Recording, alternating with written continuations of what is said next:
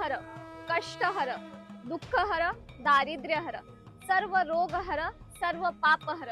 ओम नमः पार्वती पतये हर हर महादेव.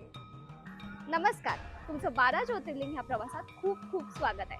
जसं की तुम्हाला माहिती आहे की आपण पहिला त्र्यंबकेश्वर केला, दुसरं ओंकारेश्वर, आता आपण पोहोचलो आहोत तिसऱ्या ज्योतिर्लिंगकडे, जे आहे उज्जैनचं महाकालेश्वर. असं म्हणतात की तुम्ही महाकालच्या दर्शनाला तेव्हाच येता जेव्हा महाकालची इच्छा असते. तुम्ही किती पण प्लॅनिंग करा, तुम्ही किती पण प्रयत्न करा, पण तुम्ही तेव्हाच येणार जेव्हा महाकालचा बुलावा येईल. महाकाल म्हणलं की आली महाकालची भस्म आरती, आणि भस्म आरती ना ही सगळ्यांच्या नशिबात नसते. मी पण खूप प्रयत्न केले की मला कुठून ना कुठून तिकीट भेटावे, तात्काळचं अरेंजमेंट केलं, बट भेटतच नव्हतं. खूप लोकांना फोन केले, ते पण शक्य होत नव्हतं. पण काल लास्ट मोमेंट मला संध्याकाळी 6 वाजता एक कन्फर्मेशन लिंक आली की तुमचं भस्म आरतीचं तिकीट कन्फर्म झालंय आणि आज सकाळी 4 वाजता तुमची भस्म आरती. मी तो क्षण सांगू नाही शकत. माझं प्रोटोकॉल कोटामधून भस्म आरतीचं बुकिंग झालं. ह्याच्यासाठी मी फक्त एकच माणसाला थँक्यू म्हणेन, Yash Sharma. Thank you so much. आपके वजह से मैं आज ये भस्म आरती अटेंड कर पाई हूँ. शायद this was written in the destiny कि आप मुझे मिलो और आपके थ्रू मेरा ये काम हो जाए, आपके थ्रू मुझे ये भस्म आरती मिल जाए. Thank you so much. Bus thank you इतना ही बोलूंगी. अँड अजून मी एवढंच बोलले की भस्म आरतीचा एक्सपिरियन्स म्हणजे अंगावर काटा येतो, अंगावर काटा, डोळ्यात पाणी. तो क्षण, ते आरती कानात वाजतीये, अजून कानात माझ्या तो साऊंड गूंजतोय. म्हणजे मी सांगू नाही शकत अशी ती भस्म आरती होती. आतमध्ये फोटोग्राफी व्हिडिओग्राफी बिलकुल अलाउड नाही, बट ते खूप चांगली गोष्ट आहे की तुम्ही कम्प्लीट त्या भस्म आरतीच्या अधीन जाताय. तुम्ही मोबाईलकडे लक्ष नाहीये, तुमचं फोटोग्राफी, तुमचं सोशल मीडियाकडे लक्ष नाहीये. तुम्ही तुमच्यासाठी ती भस्म आरती करताय, ना की लोकांसाठी. हां, मी नाही सांगू शकत की तो क्षण कसा होता. आयुष्यभर माझ्या तो क्षण डोक्यात राहणार आहे.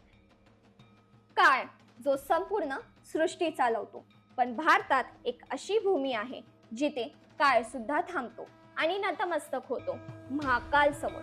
स्वागत आहे तुमचं प्राचीन अवंतिका नगरीत, आजच्या पवित्र उज्जैन मध्ये.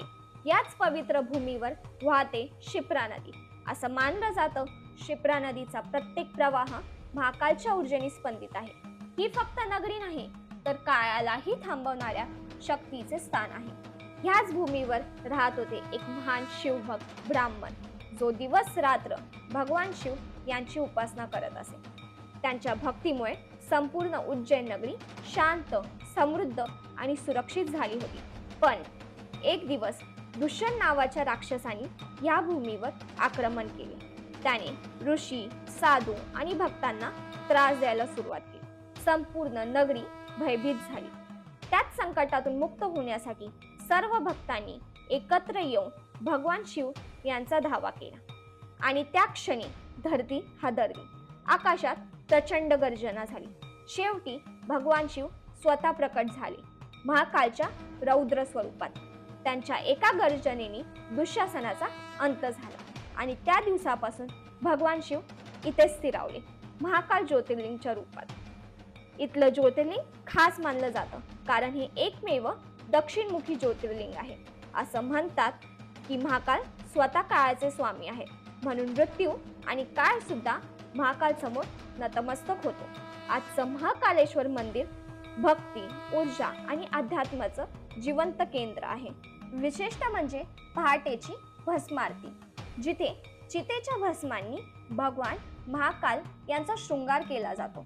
तो क्षण इतका दिव्य असतो, जणू काळ स्वतः थांबून महाकालचे वंदन करत आहे.